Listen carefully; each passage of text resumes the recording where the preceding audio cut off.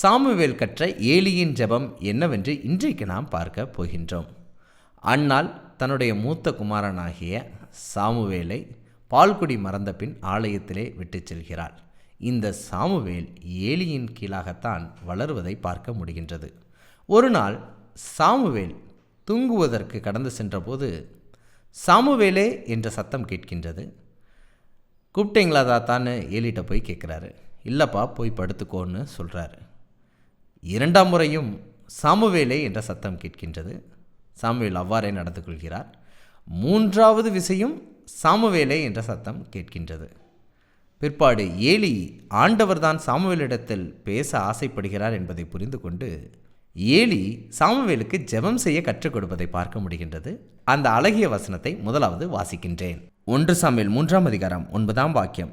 Eli சாமுவேலை நோக்கி, நீ போய் படுத்துக்கொள், உன்னை கூப்பிட்டால் அப்பொழுது நீ கர்த்தாவே சொல்லும், அடியேன் கேட்கிறேன் என்று சொல் என்றான். இந்த வாக்கியத்தில் நீங்கள் பார்த்தீங்கன்னா ஏலி சாமுவேலுக்கு ஜெபிக்க கற்றுக் கொடுப்பதை பார்க்க முடிகின்றது. கர்த்தாவே சொல்லும், அடியேன் கேட்கிறேன் என்று ஒரு குழந்தைக்கு ஏலி ஜெபம் செய்ய கற்றுக் கொடுத்தார். இதிலிருந்து நாம் கற்றுக்கொள்ளக்கூடிய ஆவிக்குரிய பாடம் என்னன்னா, ஏலி சாமுவேலுக்கு ஜெபம் செய்ய கற்றுக் கொடுத்தது போல நாம் நம்முடைய பிள்ளைகளுக்கு ஜெபம் செய்ய கற்றுக் கொடுக்கிறோமா என்பதை சிந்திக்க வேண்டும். அநேக நேரத்தில் டிவியில் ஓடக்கூடிய பாடல்களை பாடுவதற்கோ இல்லை நடனங்களை பார்த்து நடனம் செய்வதற்கோ பிள்ளைகள் கற்றுக் கொடுக்கப்படுகிறார்கள். அதில் எந்த ஒரு பிரயோஜனமும் இல்லை.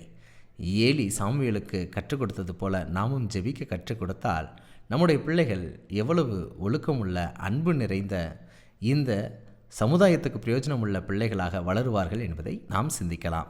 இந்த ஏலி கற்றுக் கொடுத்த ஜெபத்தில் மற்றொரு பாடமும் இருக்கிறது. அடியேன் கேட்கிறேன் என்பதை கற்றுக் கொடுக்கிறார். அடியேன் என்றால் தாழ்மையை ஒரு பிள்ளைக்கு சிறுவயதிலே ஏலி கற்றுக் கொடுக்கிறார். கேட்கிறேன் என்பது சிறுவயதிலிருந்தே கர்த்தருடைய வார்த்தையை கேட்கக்கூடிய பழக்கமுடையவனாக இருக்க வேண்டும் என்று ஏலி கற்றுக் கொடுக்கிறார். இப்படியாக நம்முடைய பிள்ளைகளுக்கு சிறுவயதிலிருந்தே ஏலியை போன்று தாழ்மையையும் கர்த்தருடைய வார்த்தையை கேட்கக்கூடிய பழக்கத்தையும் கற்றுக் கொடுக்கிறவர்களாய் நாம் இருக்க வேண்டும். அப்படி நாமும் ஏலியை போன்று நம்முடைய வீட்டில் உள்ள சிறு பிள்ளைகளுக்கு ஜெபிக்கவும் கேட்கவும் தாழ்மையையும் கற்றுக் கொடுப்போம். கர்த்தர் நிச்சயமாய் ஆசீர்வதிப்பார் என்று நான் நம்புகிறேன். இப்படிப்பட்ட வேதாகம ஆச்சரியங்களை தெரிந்து கொள்ள எங்களுடைய சேனலை சப்ஸ்கிரைப் பண்ணுங்க.